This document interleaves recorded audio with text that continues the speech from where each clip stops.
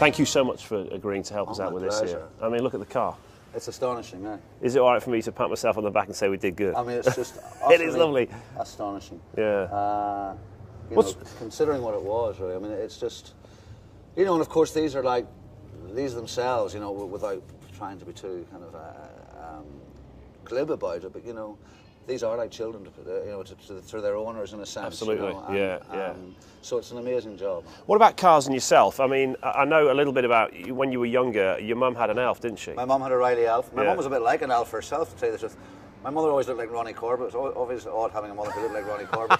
But she used to drive... Was she as funny as him? She was. Right. She was terribly funny, my mum. And, I mean, she was astonishing. But, yeah, she had a Riley Elf, which she used to drive... It's the first car I remember. I mean, my dad used to have the old Ford Cortinas and stuff, but then Mum got the Elf. But she was terribly money conscious, my mother. And I always remember when we used to go down and see her mother, my Granny Smith. We'd go the back road down to Carnlough. It was very hilly, and we'd get to the top of a hill, and Mum would try and conserve petrol by turning the ignition off, freewheeling down the hill. But then not really considering how much petrol it would take to then sort of... Yeah, I know. Steering lock. And also, yeah, no, they were quite interesting to drive, though. Yeah, yeah. I had a funny history of cars, because I also passed my driving test in a Lada. My dad had Ladas. Now that is incredible, because I believe that was one of the first cars that came into Great Britain and failed the MOT.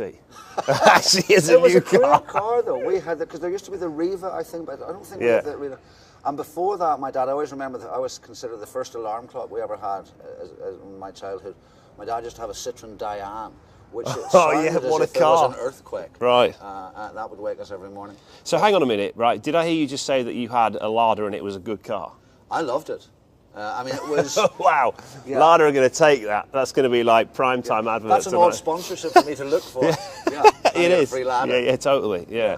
But I mean, in terms of cars in your life, are you into your cars? I am and I'm not. You know, I've been very lucky with cars. I've had sort of an odd history of them. Like the first car I had actually was given to me by... do you remember Arabella Weir? She used to be in the Fast show. Oh, yeah, she used to be the one that said, does my bum look big in this? That was her sketch. Yeah. She gave me a car one time.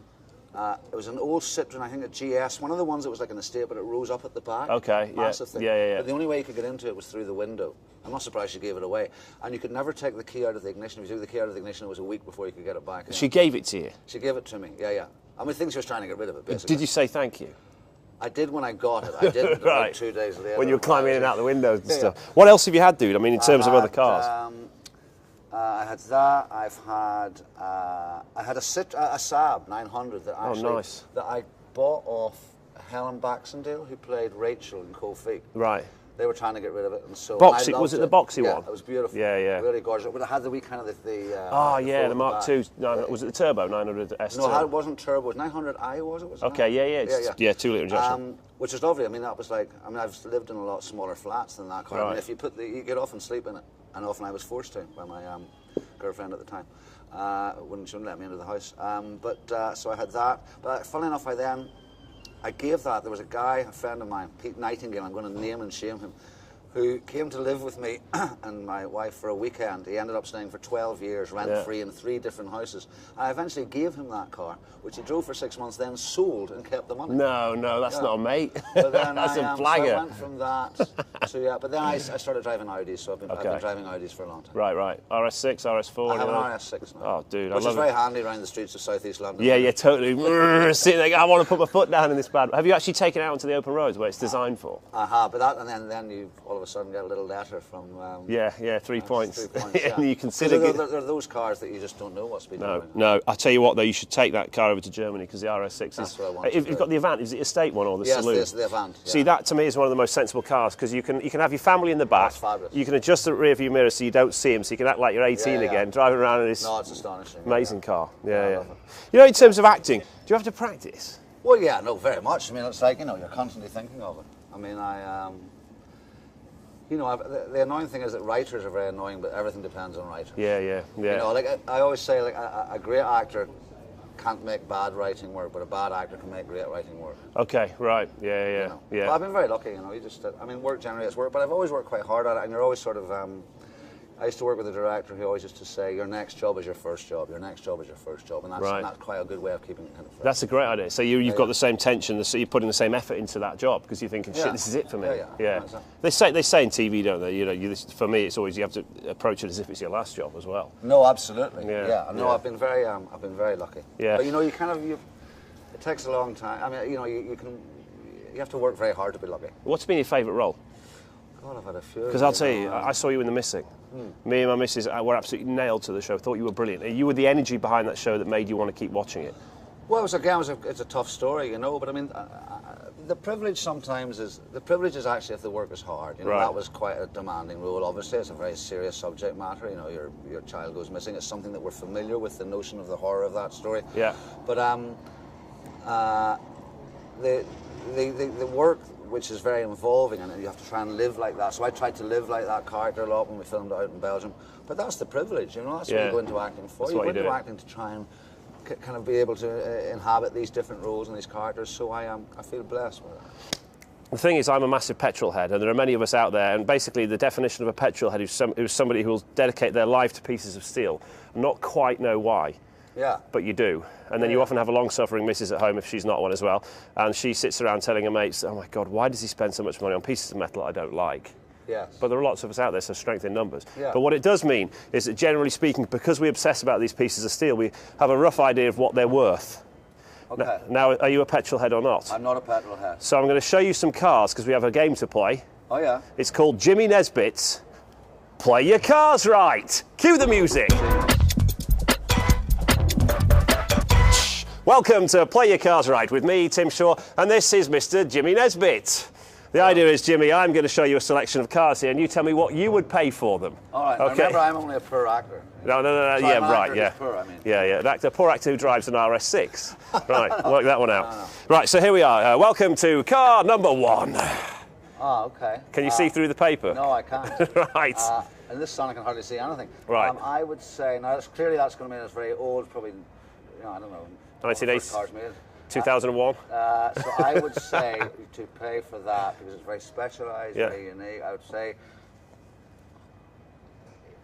110,000. 110,000. If you bought that for 110,000, you'd have got an absolute bargain because it's 510. You can see through it. I can't. If I can see through it. You can I see. would have said 510,000. Oh no, you can't. Right? Can you not? Okay, right. So you've just made yourself 400,000. I'm the worst player of this game ever. Right, you've just made yourself £410,000. What a profit! So that is a 1962 Ferrari 250 GTO. What would you pay for that? No, I know that they're going to be expensive. If you're anywhere near right, then you're cheating. That's probably about. I know they play a lot. That's the sort of thing that. No, hang on. You say you don't know anything about cars. Come on, let's have a number. That must be. I mean, that could be £1 million. £1.5 million. You've got that for an absolute steal. Can you believe? 28 million. You know, I was just looking at that thing, and I'm this close to buying one of those. Absolutely. It's just slightly out of my fashion. Well, so far you'd have made yourself about £30.5 million there. Okay, let's go for the next one. Something that I could see you in, most definitely. Ladies and gentlemen, the 1966 Aston Martin DB6, a car that we have rebuilt on Car Sausage. Yeah, but that's not going to be like in that kind of price. I would say that's 250,000. Not bad. You've got it for a good price. 370, congratulations. Yeah. You're up to £32 million worth of profit so far. And we're going to do 2 more. Tell me if you spot any particular ones that you like. This one, this one. Shitty bang bang. Yeah, do you want that one? No, I like this one. You like this one? What's that? Okay, that is a 1936 Singer Le Mans, a beautiful car. What would you pay for that? I would pay for that £680,000. Yes! Would you? Because it's only worth... You just lost yourself £500,000 over. How come I don't understand? I know. This is the thing about cars. It's the same metal. It's the same stuff. It does the same job, but it's worth £13,500. Wow. Right. And finally, you're still up by £29 million. I'm going to choose you the last car, and it's going to be this one, because I could really see you in it.